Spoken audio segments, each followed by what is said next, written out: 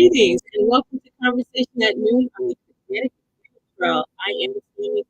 In 1995, the General Assembly established the Connecticut Freedom Trail to acknowledge and cite that contributions to the freedom of the Black and African community.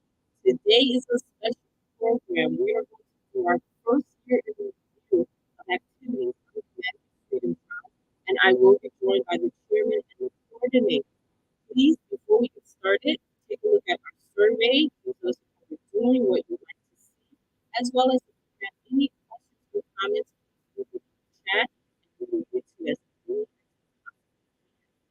Today, I will be joined by the chairman of the Connecticut Freedom Trail, as well as the coordinator of the Connecticut Freedom Trail, Todd. But before they join us, we are going to look at a slide presentation that will show some of the activities that has taken place this past year. Please enjoy.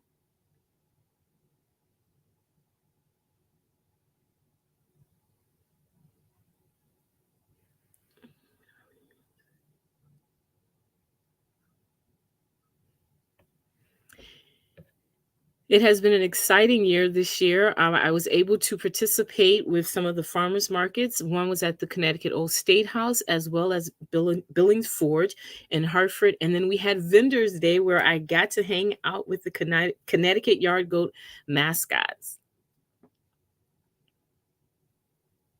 Here we are with the Venture Smith descendants, where each year Venture Smith Day is celebrated in East Haddam, and I had the pleasure to meet them.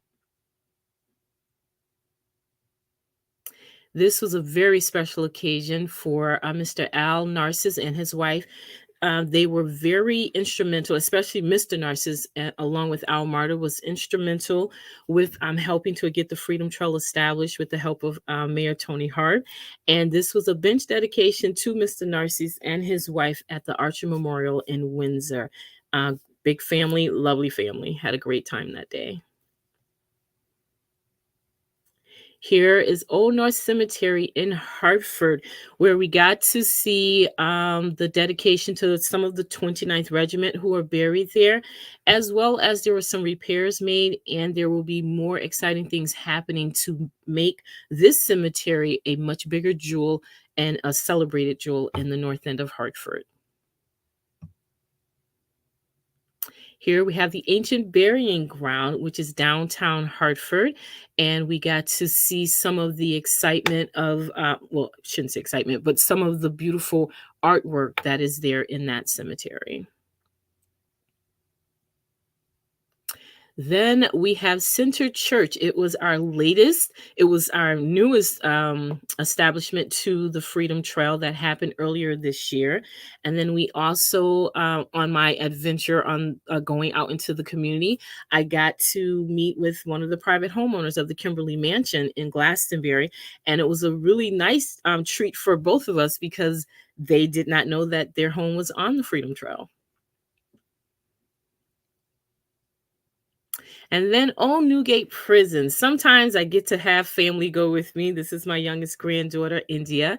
We are at Old Newgate Prison. She was a real trooper. She wanted to continue going all the way down until they mentioned the bodies that are possibly still there. And then she no longer wanted to go any further, but she enjoyed herself. And this is also one of the sites of one of our latest additions, which is Prince Mortimer. So we'll talk a little bit more about that later in the show.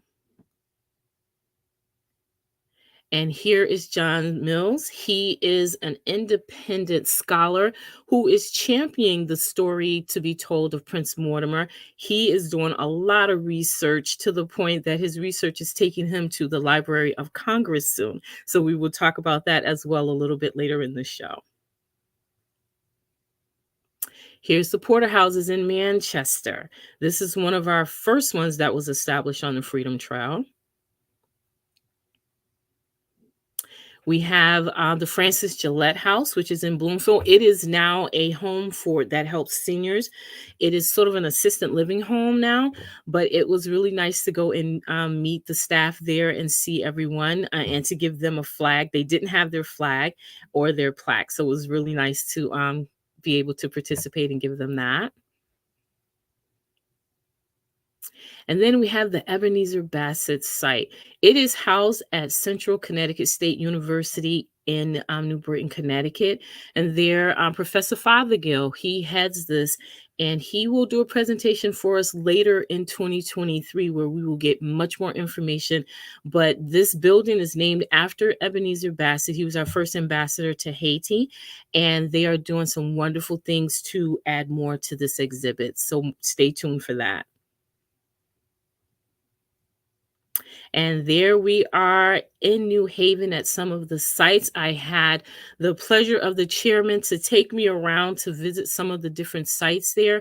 We have the Hannah Gray House, we have the Gulf Street School. We also visited the Dixwell Church, as well as Crisculo Park, where the exhibit of the 29th Regiment, or the monument for the 29th Regiment, is there as well. And that should show up shortly. That is a beautiful monument. It has a very beautiful reflection to it. And I didn't realize when we were taking the picture that we would actually end up in the monument as well. But it is a very beautiful monument that is done by the descendants of the 29th Regiment. And it is a wonderful tribute to them. Norwich was a great exhibit. And if you look closely in the middle, the model sort of favors our chairman, Mr. Charles Warner Jr. But some of their other exhibits there, we have David Ruggles in the Ruley Park there in Norwich. The Hempstead houses. This is where Joshua Hempstead, our oldest diarist in the country, this is their actual Juneteenth event where I got to have a table for the Connecticut Freedom Trail, and we got to tell the community more about the Freedom Trail and get them more excited about visiting some of the sites on the Freedom Trail. We have the Constance Baker Motley exhibit and trail. Here we have Marta Daniels, who is on the committee of the Freedom Trail. She was very kind to take us there, to meet us there one day, and she took my family and I around, and we got to visit the trail. It is less than 2 miles. It's pretty steep, but it is a beautiful tribute to Constance Baker Motley. It is across the street from her summer home there in Chester. Then there is Mystic Seaport, where we have the C.W. Morgan whaling ship. And also, it was a great time meeting interns at Mystic who's working on a project called Reimagining New England. And we will get to see more of that in the coming couple of years, where it is a monument is going to be established there at Mystic, and it's somewhat the gateway into New England, where it is going to talk about the relationship of the indigenous and the Africans and how much they had in common and how supportive they were of each other during the colonial time period. And last but not least, we have the Amistad schooner. The Amistad schooner, as we know, most of it is known about the case, but the schooner is now doing more of an educational program to talk more about freedom and inclusion. And speaking of the Amistad schooner, the Amistad committee actually oversees the Freedom Trail, and we will have Charles Warner talk more about that, as well as he does sit on that committee. So this is just a brief overview of some of the things that happened on the Freedom Trail this year. It was very exciting to get out into the community and to get the community more involved and interested in what we are doing on this historical Freedom Trail. And there is so much more to come. And now we're going to talk, we're going to have a conversation between the three of us where we are going to talk about the things that has happened on the trail this year, as well as the exciting things that is coming about. So we'll start with Mr. Charles Warner Jr., the chairman. Tammy, well, first, I would just want to say I'm glad to be with you all today. I always enjoy being able to talk to you guys about the trail. We all have a love for Connecticut and Connecticut's history, so we always have a good time. But I have to say, I'm going to change what I was going to start with. After seeing this presentation, I am so proud of you, Tammy, for the work that you've done and going around the state and engaging all the sites, but really being a conduit to letting the public know all the wonderful things that have been going on with the trail long before I got affiliated with it. in the present and what we plan to do in the future. But thank you for engaging the sites and the community. And Todd, really, I want to thank you for your long service with the trail, your leadership, your dedication, and your ability to wear many hats and bring it all together. And it's a pleasure to be working with you guys. But the visuals from all the sites all over the state really impressed me, but it really says to me, you all, that we have a duty to share all of that rich history, and all of the beautiful sites, the physically beautiful sites that show the diversity of not only the people and the history of the state, but the landscape. It's absolutely breathtaking, those pictures. And it was a joy to be with you on some of those journeys, Tammy. Yes. Thank you. So for me, I would say, let's hop into it. We've had a packed year of a lot of growth, a lot of change, but really, I would say progress and development. And some of the things that really stand out to me are, one, this wonderful partnership that we have with the Old State House and the Connecticut Democracy Center, the collaboration and the collaborative work between Sally, who's the executive director of the Old State House, the Preservation Office, Freedom Trail, Tammy, you doing outreach, and then, the Amistad Committee and myself. It has been a joy and really a benefit of having all of this expertise, all of these minds working towards a common goal of not only sharing about our sites, but really one of our primary purposes, public education, letting the public know about what we have to offer in the state. One of the things that really stands out to me, besides having Tammy join the team, I really appreciate the advent of the platform that we're on now, the Conversations at Noon. And Tammy, we can go into a little bit in detail when you all join in the conversation. But I must say, it was really moving for me to have the godmother of the Freedom Trail, former state senator, and former mayor of the city of New Haven, Tony Hart, join along with Al, the founder and the visionary of the Freedom Trail, in one of our earliest conversations, talking about how the Connecticut Freedom Trail, which is now, sitting at 162 sites, you all, if I'm not mistaken? Yes. How did this Freedom Trail come about, the concept, the idea, and who were the people that put in the work, and the hard work to make us grow to 162 sites over 20 years later? I thought that conversation was enlightening, and it was very special to have them. And so that's one of my favorite happenings this year. How about you all? What were some of the things that stood out for you amongst all these wonderful things this year? Well, I think for me,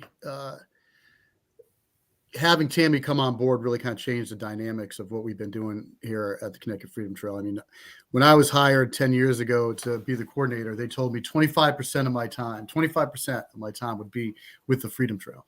And right now, and for the last 10 years, or 9.5 years, it's been, like 1%.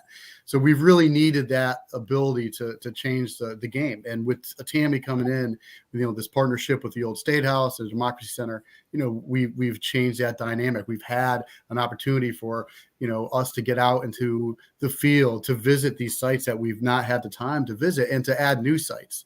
And again, the goal of the Freedom Trail is to have a Freedom Trail site in every municipality. And we still have a long way to go towards that end.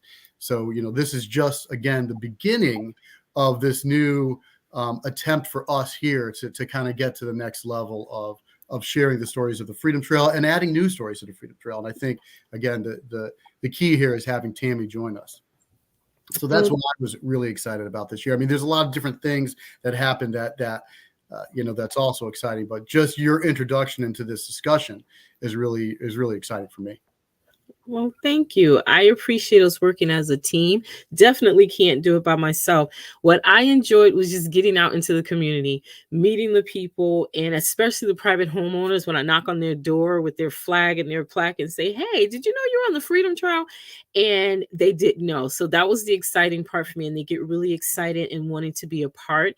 I also appreciated meeting the descendants. I met the descendants of Venture Smith at Venture Smith Day, but I also met the descendants of Lois Caesar and Lois Peters. And to be able to meet the descendants of these historical families that are sort of like the first families of the country, if you think about it, because they were before the establishment of the United States. So that in itself has been really exciting to meet them. The cemetery work at the different cemeteries. Old North Cemetery stands out to me.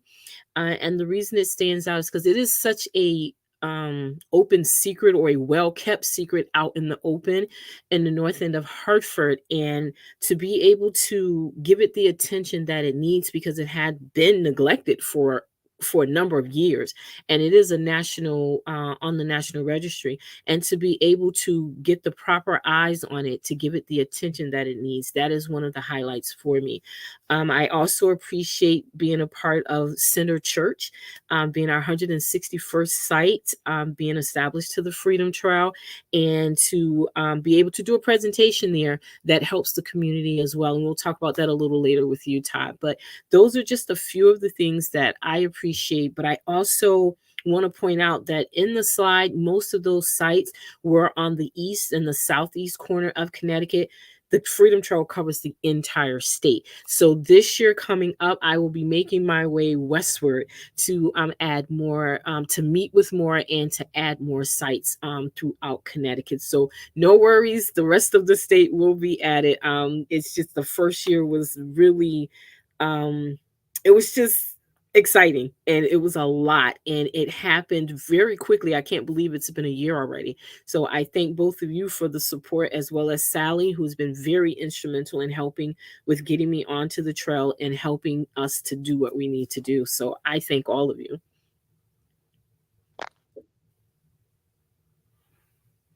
Todd, I have a question for you. Would you mind please explaining for those people, like we're talking about the trail so like freely, but for those people who may not be familiar with the Freedom Trail, Todd, would you mind just giving some background info on what the Connecticut Freedom Trail is and what purpose it serves? Sure. So the Connecticut Freedom Trail documents and designates sites that embody the struggle for freedom and human dignity and celebrate African American communities. It was established in 1995 by an act of the Connecticut General Assembly, led by Al Marder and Tony Harp and Rosa DeLaura and others, who all got together to make this a law. So it's a law in the state of Connecticut that we have the Connecticut Freedom Trail, which is very exciting. So when it was launched, we launched with 50 sites. It was 50. Now we have 162. So you can see from how much we've grown from 1995 to now, as Charles has mentioned earlier.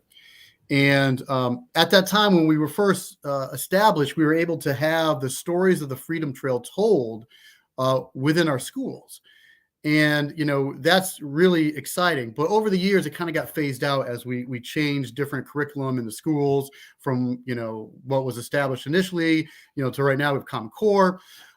So they got phased out. And we spent a lot of time trying to get the stories of the Freedom Trail, that local history, that local African-American history, back into the schools. And we got creative. We actually tried to do it, about 6-7 years ago, using a program called Bringing the Connecticut Freedom Trail to Life Through the Arts, where we taught stories of the Freedom Trail using art. And that will be a part of the launch of our new website when that comes out next year. But it was very difficult to get those stories back into the schools. But now, it switched again. So now with social studies curriculum, we have the opportunity to teach local history. And that's why it's so important right now for the momentum that the Connecticut Freedom Trail has to kind of get even further out into, the rest of the state. We have a lot of sites, but we're still missing sites. There's still stories that need to be told. And, again, one of the things that's really great about the stories of the Amistad is that they're stories of inspiration. They're stories of doing the impossible. And a lot of people don't know these stories. And it's so important for everybody to know these stories. So we're really looking forward to this next step, which is going to be, coming out this year, 2023, which is a launch of our new website, new brochures, plaque programs, and continued outreach by Tammy. And that also relates, Todd, to really kind of what the immediate future of the Freedom Trail, one of like our primary purposes, should lend itself to, and that is public education. And, in highlighting these stories that are associated with the Freedom Trail, we are really telling the complete story of Connecticut and really the founding of this nation, with Connecticut being one of, the original, forming from one of the original colonies. Well, certainly when we delve into these stories, you find complexity that you don't always apply to historical events.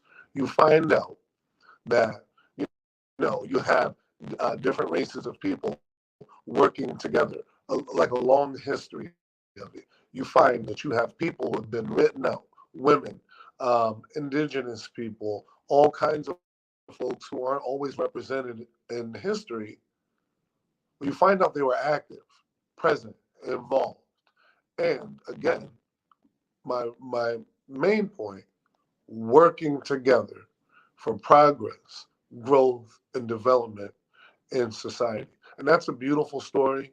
It's one that should be told, period, but it's one that is relevant and crucial to be telling now and in the future. And what I hope to be able to do, Todd, is not only commemorate and honor and memorialize those who have come before us, and the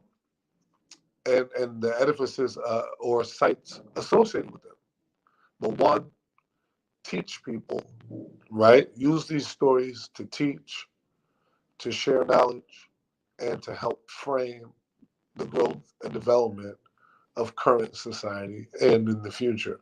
And another really big function of the Freedom Trail is its connection to the Historic Preservation Office and the need to preserve the physical remnants of our historical past. And that doesn't always get a proper light shined on it. So, I'm glad to be able to do that through the Freedom Trail. And one of those things relates to the importance of sites. One of my most favorite sites would be the Grove Street Cemetery in New Haven.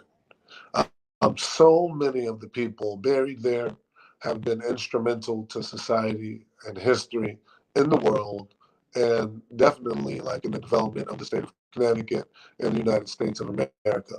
I always want to hear from people on this show, at least when I have the opportunity to talk to them. What sites or what site stands out the most to you or is a personal favorite? Tammy, why don't you start? Actually, there are several. One of the main ones again would be the Old North Cemetery, because there are people buried there that has impacted the world. You have Frederick Olmsted, the 29th Regiment. You have Mary Seymour Townsend, who was one of the Black suffragists. So there are very important people there, and their stories need to be told. And to have the cemetery brought to the magnificence that it should be, so that it could shine the light on those individuals. I really, Ruley Park in Norwich, that was an eye opener to see where this Black painter lived and to see how that area was preserved. And even though it's a little off the beaten path, you can actually go there and sit in nature and actually really visualize what it was like for him as a Black man living in Connecticut during the time period, the early 1900s, 1800s. So there's just several. But the thing that I would have to say that really touched me is to be able to meet at the different sites and meet the different individuals who are running these sites, who has the passion to tell the stories. My very first site that I visited in person was the Prudence Crandall Museum with Joni DiMartino. And at the time, the house was undergoing some repairs. There was nothing in it. And I got to walk through the house with no furnishings and actually feel the house breathe, and to feel that history, to know what was there when Prudence Crandall and Sarah Harris was there. So sometimes it's going to the sites and just standing in a moment of silence, and you get to absorb what came before you, and you get to realize how important it is to keep the legacies and the stories going. So those are just a few, but I actually enjoyed all of it. Like Shakers Village in Enfield. It's really just a monument, but to go there and to see the monument itself off the beaten path across the street from the utility company, but to be able to pull off to the side of the road and to just go and look at that monument and take a picture of it and see what it was about. Those are the types of things that I enjoy, and it just reminds me of how important the Freedom Trail really is, and how important it is for us to work together to keep the stories going and to keep the stories told. Todd, how about you? Favorite one? Yeah, Outstanding. yeah. I think my favorite story of the Freedom Trail is the Amistad. That really touched me in a way that that really made me excited for all the things that the Freedom Trail represents. And there are multiple sites that are there, so it's not just one site. The story briefly is 1839. The Amistad captives were picked up in New London, and then they were jailed in New Haven. They're initially tried in Hartford, the old State House. They lived in Farmington until the case went all the way to Supreme Court, and they won their freedom. All men are created equal. It's a very moving story, and there's a lot of sites associated with it. But one of my favorite sites now is a site that's not even yet on the Freedom Trail, and that is in Simsbury. It's a Martin Luther King Jr. site that we're in the process of about to list. So the story here is that one of my colleagues, Kathy Labadia, found a box in our office, and going through the box, she found that Martin Luther King Jr. had worked in Connecticut, in Simsbury in the 50s. And I think, Simsbury, knew about it. Some other people knew about it, but we did not know about it. So we started doing some research, and that led to partnering with the Trust for Public Land and Department of Ag, both at the state level and the federal level, to preserve the land in Simsbury. It was about to be sold to development. We were able to preserve the land and the buildings that Martin Luther King and Morehouse students worked in. So we're in the process now of stabilizing those tobacco sheds that MLK worked in. There'll be a National Register nomination coming up. Right now, we're working on the state register nomination so that the town of Simsbury can help pay to preserve those tobacco sheds by getting a grant from the State Historic Preservation Office. So you can see kind of how all these things begin to connect, right? The historic, Freedom Trail site, state register, taking advantage of funding opportunities that the state has for historic buildings to preserve these buildings so that we can continue to tell the stories, now, today, and in 100 years. So right now, that one is my favorite. And Todd, trust me, with that Simsbury site that, we are patiently but heartily awaiting. We are not the only ones for sure at Connecticut who are waiting on that site.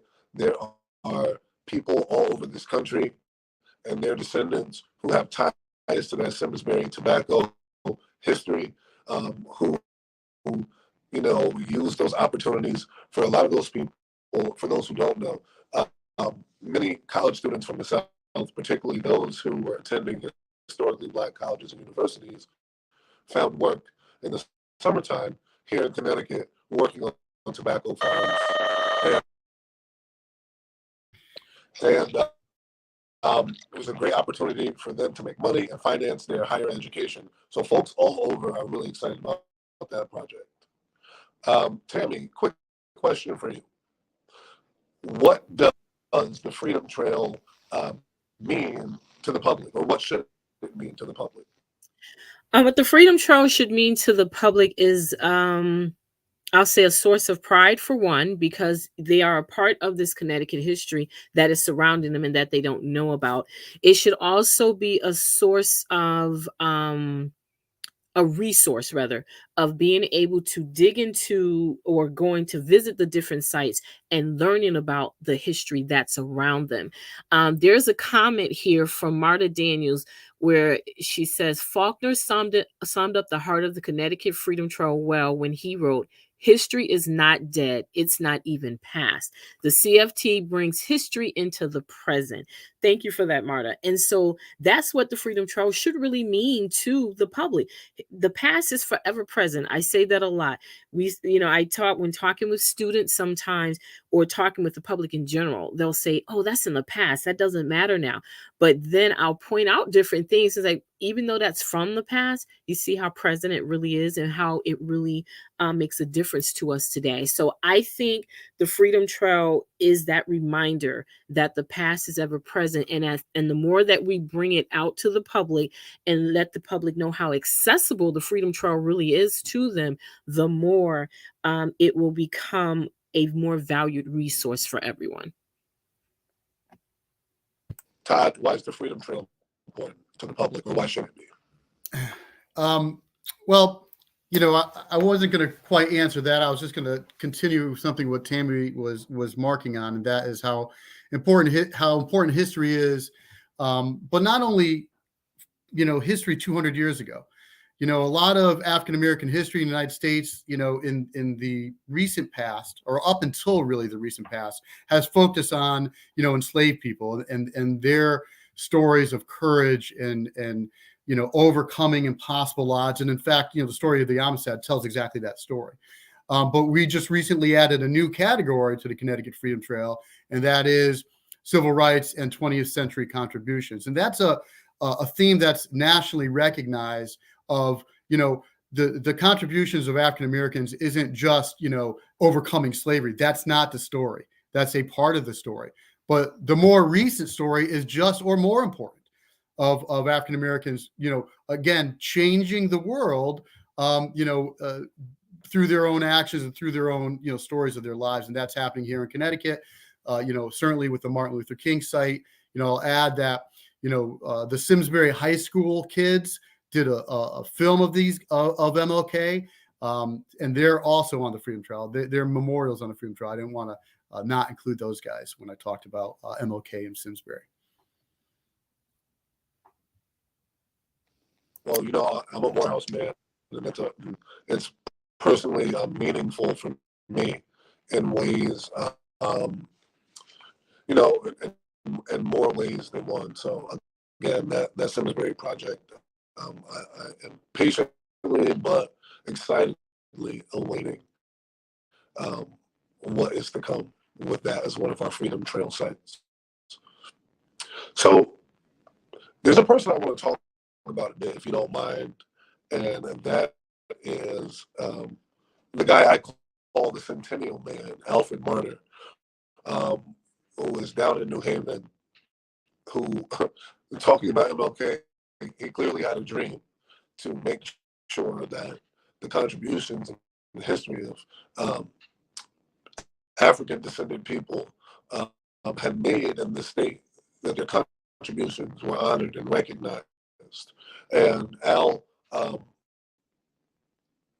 is a hardworking guy, has been for so many years. And I think sometimes that we don't take the opportunity just to shout Al out.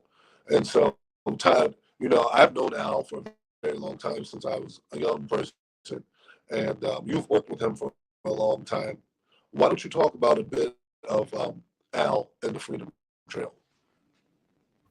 Yeah, so Al Martyr was really the heart and soul of the Freedom Trail. When we talk about, the godmother of the Freedom Trail, Tony Hart, or Rose of Laura too. The godfather certainly is Al Martyr. This was really his initiative, and he made it happen. And he feels so passionately about equality and equity, and the stories of the Freedom Trail, that he launched it. And without his power behind his words, this wouldn't have happened. So, I mean, everything that we do and everything that, we've done with the Freedom Trail since it started is a result of the hard work that Al had done to get it going. And in fact, he was involved with it up until very recently, heavily involved, until, he stepped down and Charles stepped up as chairman.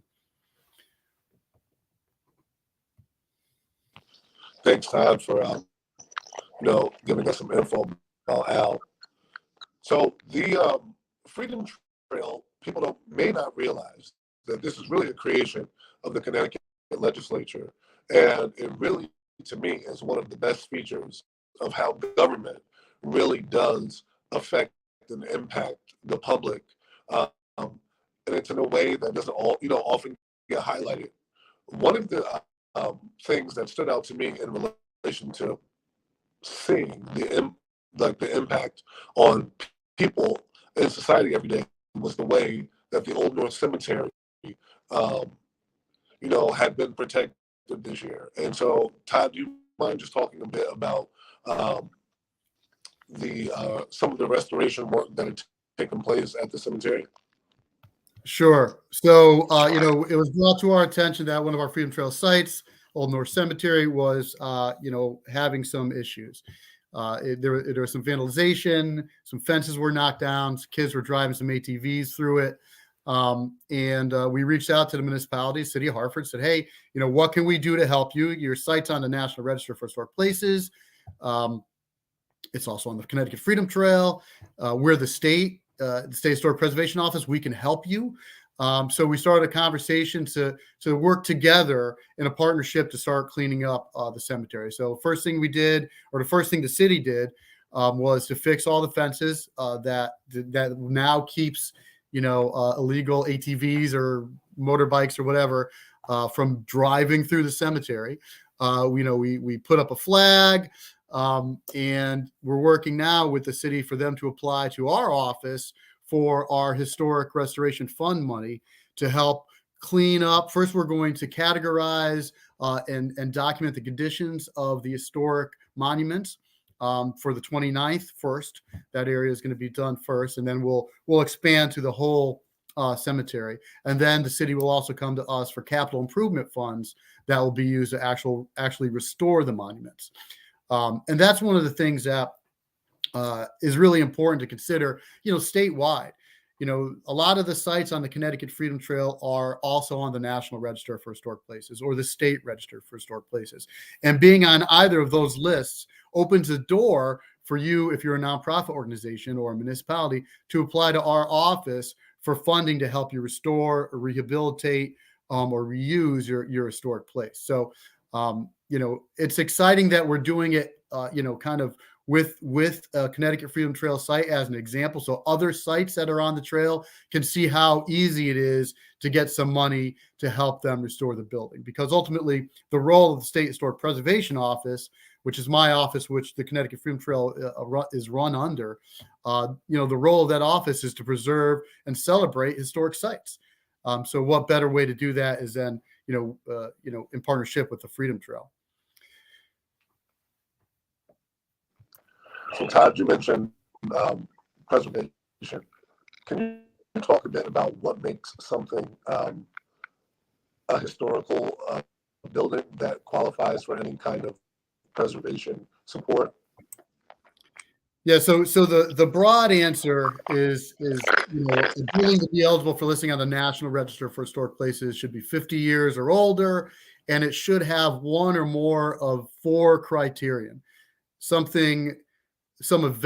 important event happened there. Some important person lived there. Number two. Number three is architecture. Has an outstanding example of architecture. Or number four, has potential for archaeology. To learn more about our history through things that are underground. So that's really the broadest term of how something is historic. But as we kind of go forward through the world now, we learn that there's other ways for interpreting history. for instance, African American history was not always written down. For instance, it's really hard to list something for the Underground Railroad, even though we have a category for that for the Connecticut Freedom Trail. But that kind of history wasn't recorded, written. It was recorded orally. So now we're learning there's other ways to learn about history. Can you guys hear me? You can hear me. Okay. I just saw, okay, very good. So yeah, we're learning about other ways that you can be, recognized for being an historic place without the standardized federal guidelines that we generally follow. Todd, can you speak to how private homeowners who are on the Freedom Trail, how they can benefit from that, as well as some of the historical buildings that are for owners who own historical buildings? Sure. So one of the things that we did, kind of a partnership with the Freedom Trail and the State Historic Preservation Office, was a presentation. We've done one. We're in the middle of planning the second one, where we listed a new site on the Freedom Trail, which is Center Church. And then my colleague, Aaron Fink, who runs the Historic Home Tax Credit Program, was invited to give a presentation to the community. And our goal here is to target areas that have not historically come and applied to our office using this fund, using this it's actually a tax credit that you sell. It's a little complicated, but we'll walk you through all that. But anyway, our goal is to share this funding opportunity with the rest of the state. Erin does her little presentation on how it works, and then people can apply and take advantage. So you have to be listed on the state or national register of historic places to qualify. And if you're not listed, you can get listed. So in fact, right now, one of our other sites on the Freedom Trail in Windsor, which is the Archer AME Church and Cemetery, they're on the Freedom Trail, but not listed on the state or national register. So they're actually in the process right now of getting listed on the state register of historic places so that they can apply for funds to do some rehabilitation work and restoration work at the cemetery. So if you're not sure if your site is historic, you can just reach out to our office, the State Historic Preservation Office, reach out to me, and we can find out if it's listed already. If it is, we can walk you through the process of applying for either the Historic Home Tax Credit, which is for owner-occupied historic buildings, right? Or if you're a municipality or a nonprofit organization, we have other funding sources there for you as well. So it looks like we lost Charles. He's having technical difficulties. He's going to come back in. Let's talk about our latest site or trail within a trail that's going to be listed, Prince Mortimer. Let's talk a little bit about what's happening with that in regards to the different sites, because it's going to have actually more than one site, which speaks to how some stories will actually have more than one site. So let's talk about the Prince Mortimer and what's going on with that. Sure. So do you want to give us a little breakdown of the story? Sure. The story is Prince Mortimer. He lived to be 110 years old, but at the age of 87, he was in prison for supposedly poisoning his enslaver. He was released from prison, and then he ended up going back because he had nowhere to go. And he actually should have received his freedom on 2 different occasions. He was a Rev War veteran. And with the going to be told so that we can put the humanity and the respect and the honor on this man who was not afforded that in his lifetime. Newgate Prison is one of the sites because that's where he spent the bulk of his time in the prison. He did spend about 7 years, I think, in Weathersfield, but we also found some exciting information through John's research that is leading us down to Yale. So, and there's a site in Middletown along the way. So it's to encompass his whole story, and to tell his whole story will include multiple sites. And so it becomes a trail within the trail. And that's the exciting part about that. So it goes to show that there's another avenue that some of these historical stories can take place can have on the Freedom Trail is what I'm trying to say. Yeah, so the story, the kind of trail within a trail will be one or multiple sites in Middletown where he worked when he was enslaved. So that site actually still remains, and we've talked with the owners there. They're going to be doing some rehabilitation work on the building. So it looks like what we're going to do is do a monument there for Prince Mortimer for his contributions while he was enslaved. But then the story continues that after his master had died, or his enslaver had died, he was freed, right? But then the nephew of the enslaver sued and said that it's wrong, you can't do that, and then re-enslaved him. And then the story goes that he tried to kill his new enslaver and then was sent to prison. So then he went to Newgate prison. And then when Newgate closed, he went to the Wethersfield prison, which then closed. And the story that ties it to Yale is, because he lived to be 110 years old, and he died of old age. He was an interesting specimen. And around that time, Yale would take the bodies and do dissections. So there's no documented proof that Prince Mortimer was buried at the Wethersfield Cemetery. There's a little cemetery right up against the cove. So John Mills, who's been doing this research, who brought the application to us in the first place, has been doing the deep dive. We've been helping him try to get connections going, and he's taken off and done an amazing job of doing research that's found that there might be yet another connection, because we would add Yale as well as a site if that's where his final resting place turns out to be. So that's kind of ongoing, but it's exciting to see where these threads go. Yeah. Yeah. Because what I appreciated with the research that John has been doing for the past couple of years prior to his application is how he was able to actually put his presentation together, get it to Wesleyan. And I saw his presentation. And so I approached him and told him that this needed to be on the Freedom Trail. And he was more than happy to apply, do the necessary work. And he continues to do that through the connections that we are helping him to make. And so again, this is where the community gets involved, because there are, I'm sure, plenty of other historians out there who know of places that we don't know of, or who know of stories that we don't know of that we can investigate. And that's one of the things that I talk about when I get into the community. I ask people, if you know of anything anywhere, please reach out to any of us on the Freedom Trail, and it'll get back to me, and we'll do our investigation to make sure they are rightfully added to the Freedom Trail.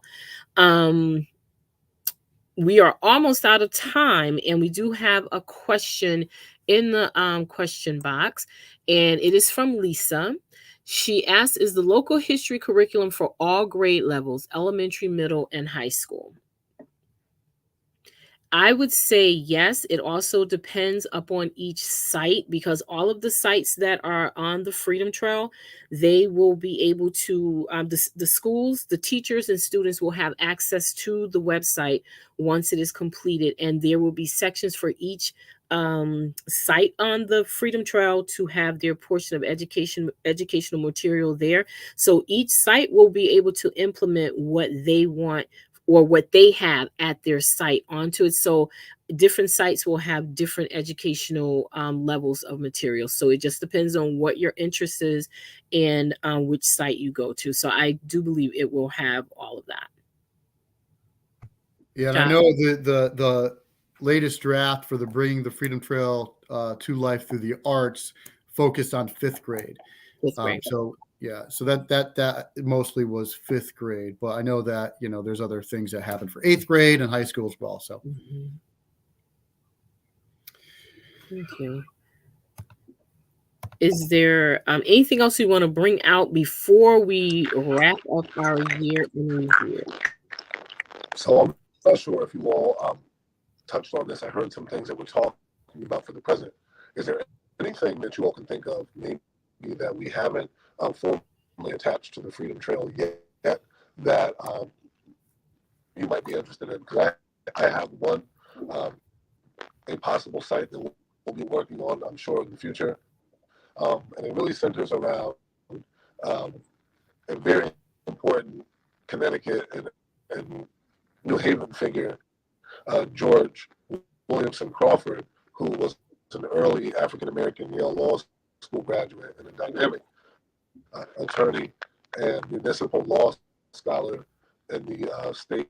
He served for a very long time as a corporation counsel and a political, and he's definitely somebody who should be recognized and attached.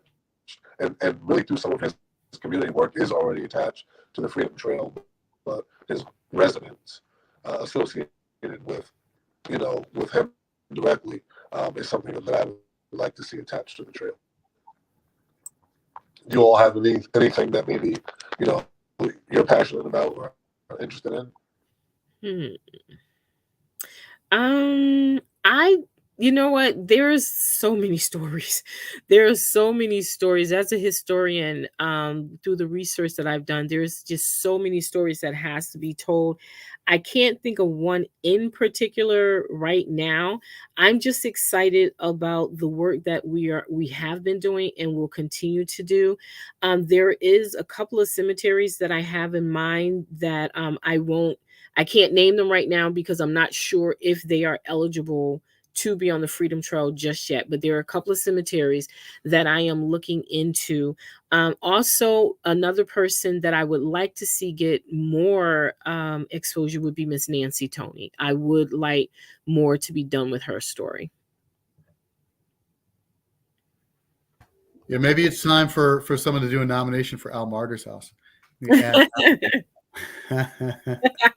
I think that would be great. That's a good one. That is definitely a good one we should look into. So another series, thinking of New Haven sites, we're also in the process of doing a Black Panthers trail within a trail. So we have two sites right now that we're working on. One is the Armory, where they held the rallies, and then the other is a courthouse. So we're working both with the city and the Department of Justice to get those two sites, green lit to get listed on the Connecticut Freedom Trail for the story of the Black Panthers.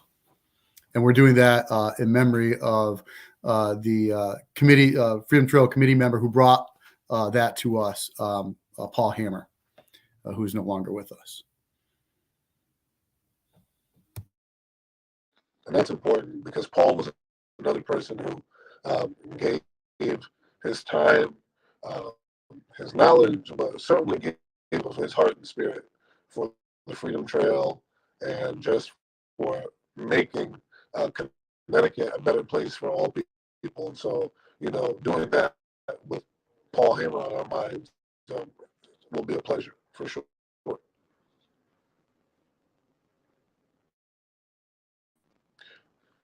Tammy.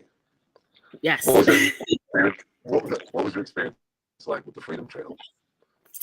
Oh my goodness. The Freedom Trail, I tell people when it comes to the Freedom Trail, it's not work for me. I love what I do.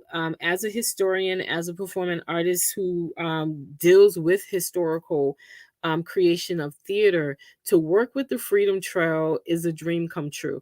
It's not a job, it's not a work, it's actually passionate, and it is an extension of what I already love. So to be able to get out into the community and to share my passion and get others just as excited about history as I am, that is like the highlight for me, to be able to just get out there and to say, look at Connecticut's rich history of the inclusive story, not just one side.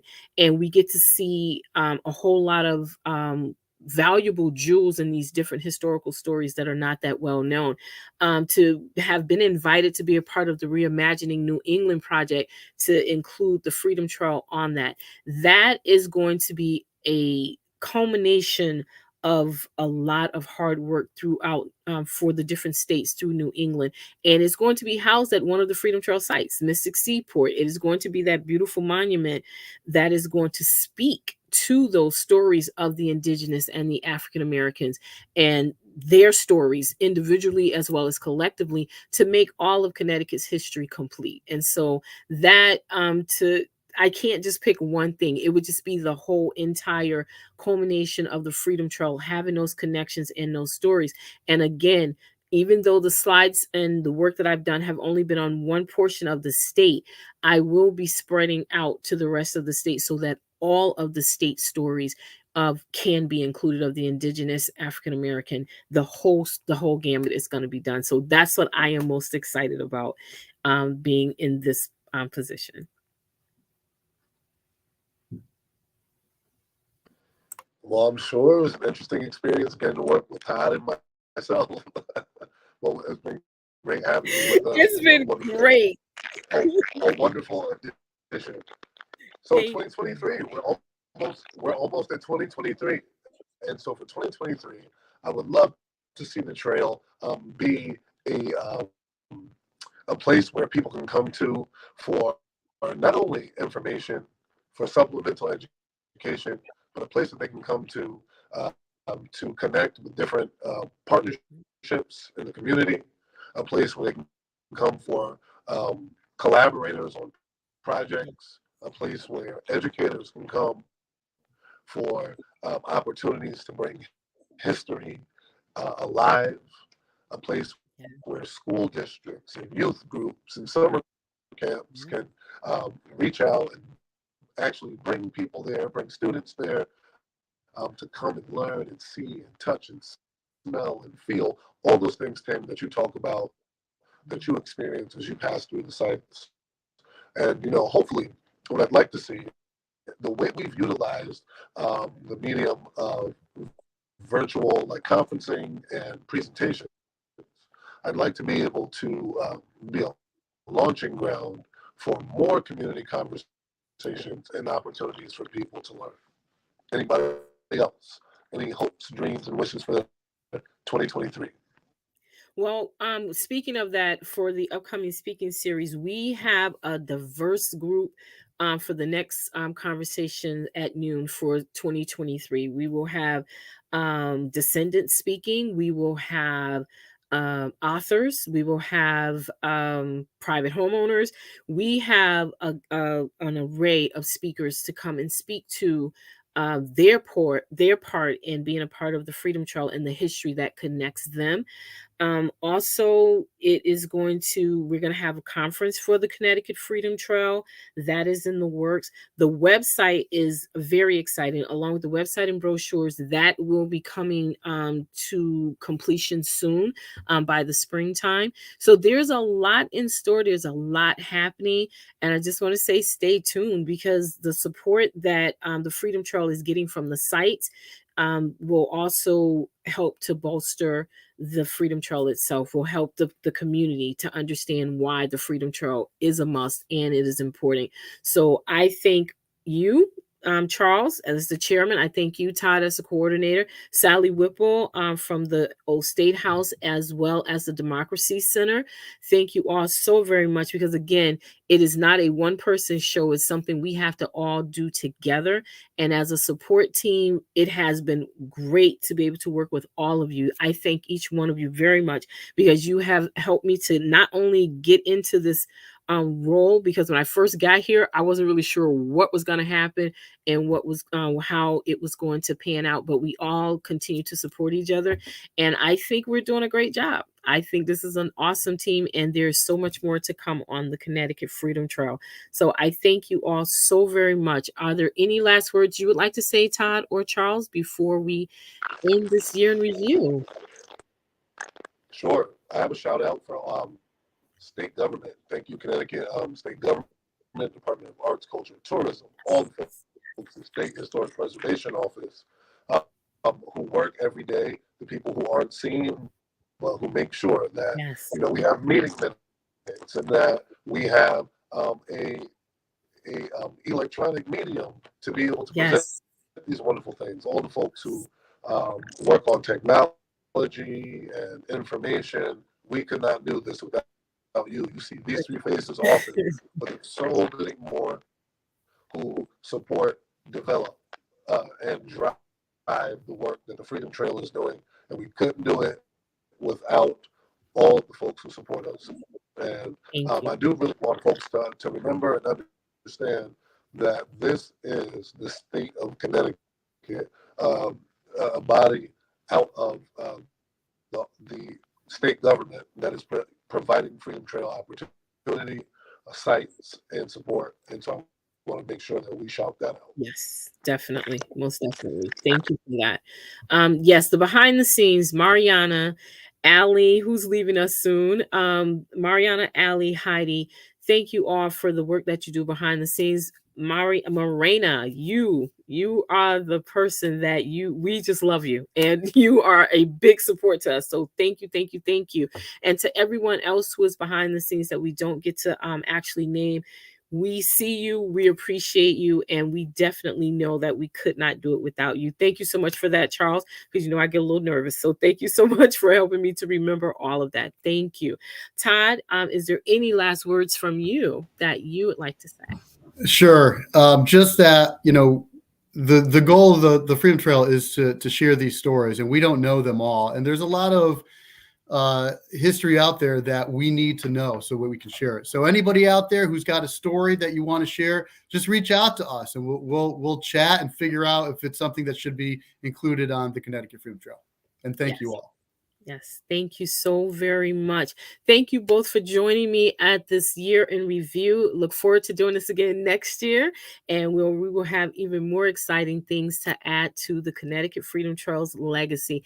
Al Marta, Tony Harper, thank you both. Rosa Delora, thank all of you for Al and your vision and for the support that you received in helping this to come to fruition. And it is our job as historians, as people in the public eye, to keep these stories going for the next generation. So thank you so much for starting that legacy. We really appreciate it. And we hope we're doing you proud, because we're going to continue to try to follow the pattern and the path that you set for the Connecticut Freedom Trail. So thank you everyone for joining us today. Thank you so much for the support of being on Conversations at Noon throughout the year. I hope you will join us next month, January 24th, 2023. Our very first Conversation at Noon will be with the New London Custom House. And in February, we will start the trilogy of the Amistad, where we will have the Amistad Affair with myself, Charles Warner Jr., and Adrian Joy Burns. Thank you all again. Please remember to do the survey. Let us know how we're doing. Let us know some of the things you would like to see on the Conversations at Noon. We really appreciate you. And until the next time.